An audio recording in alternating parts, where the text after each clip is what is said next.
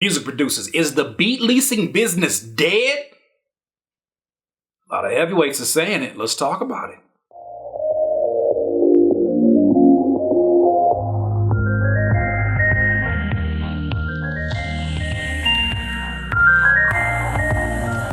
Music producers, at my CurtisKingBeats.com/Curtspiration suggestion box.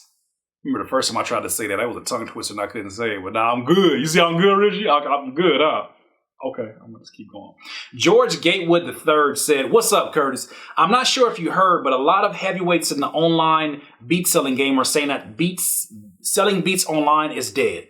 Like the beat stores are going to die and we should go streaming or something like that. I know I'm not the only one worried, but if this is true, what does that mean for up and coming producers? Thank you in advance, bro." Thank you for the question.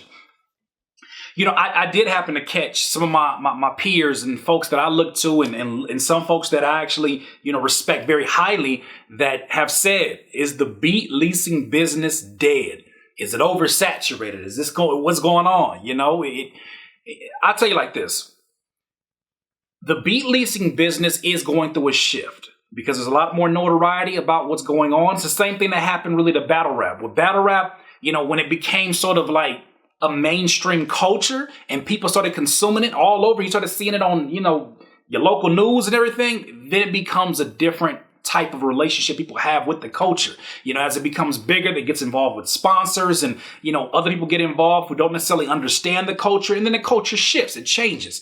However, here's the first thing I want you to pay attention to, no matter what anybody says that you respect. Pay attention to the time of the year that they are saying that. First and foremost, what is it right now? What month is it? It's November, right? We're in November, getting ready to go to December. These typically, for me, in the last 5 or 6 years, have been the most crucial, the most, I should say, these are the least amount of sales that I get from beat sales, only because people's focus are changing. Whether it's Thanksgiving, whether it's Christmas, whether it's the new year, whether it's, they don't have that financial aid money, whether it's, their job, they're trying to work overtime to get Christmas presents for kids and family members. Rappers and singers tend to shift their focus away from buying beats and more so into, products that they can buy for other people. And it's not really about the focus on them. So that being said, I don't think that you should necessarily worry about the beat leasing business, going dead. We're not at that point right now. I think there could be a possibility one day where it becomes a business that, I don't know. I don't know if it's a business that would become dead as much as it would be a business that people are, shifting into something else. Maybe they're transforming it from beat leasing into something else. Who knows? All I'm going to say is this. Be careful, be wary of when you start to see this stuff pop up during the worst times of the years for not just myself, but a lot of producers. That happens to be the conversation. A lot of folks make valid reasons. I remember Epic has said something about this being the end, and they make very, very valid reasons. But, I would say this. As long as you're producing a quality product, there's going to be somebody there waiting to purchase your quality product. Okay? As long as you run this like a business, you will always have business.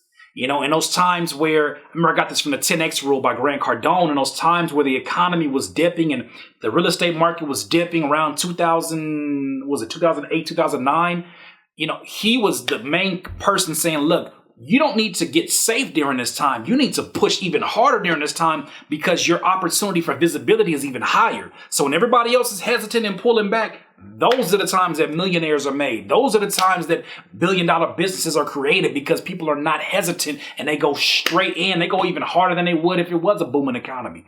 So that being said, look at the same way with this beat leasing business. Also, too, I hope I've never given you the wrong perception that this is the end all when it comes to beat leasing. This, to me, is a great way to launch your business, your empire, your e-commerce business is really what this is. It's a great place to start. But you got to think, even these corporate, even corporate giants, he's a corporate giant now, but even like these companies like Uber. Uber started off as Uber vehicles, right? But then it becomes Uber Eats. Now you're talking about Uber travel with like jets and helicopters and whatnot. These are what happens to businesses. Not all businesses are successful as they branch off, but they do know I have to branch off at some point in time for the livelihood, for the survival of this business. Even you think about In-N-Out. In-N-Out Burger. I'm sorry for those of you on the East Coast that have not experienced it, but they've been selling the same, 6 or 7 menu items for the last, I don't know how many years. Even they had to expand and start making merchandise and having other things that you can sort of invest into along the process. Same thing for you as a leasing producer.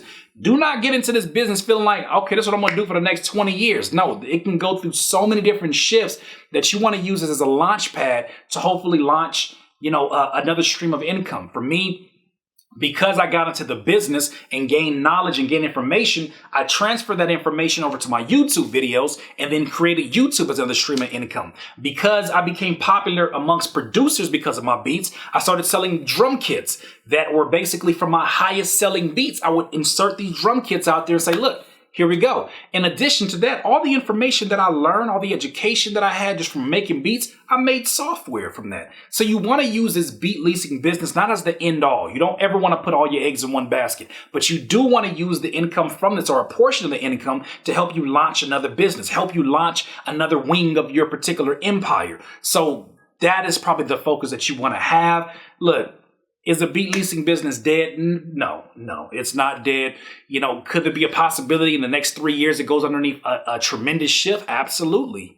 I think that there's a pro and a con to seeing more of these like mainstream publications covering leasing beats, because what's going to happen is that there's going to be that 1 or 2 producers who are in the industry right now who have a respectable name that are going to come over into this business and then try to monopolize everything about it.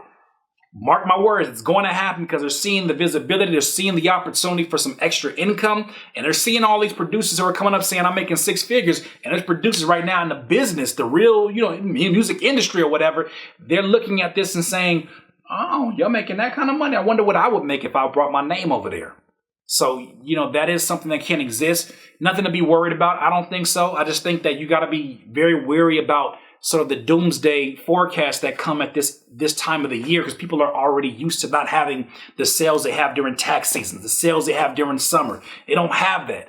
This is the time as a producer that you want to get the most creative with your deals. You want to start offering, something that's a bit of a relief for your customers at this time. Maybe you start doing a buy one, get something free. Maybe you start doing, gift cards or just something that's going to be unique that'll get you sales in a month that typically is not typically high sales in this particular business.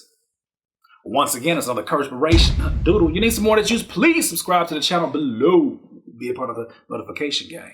You still like this shirt? NoFreakBeatsClothing.com.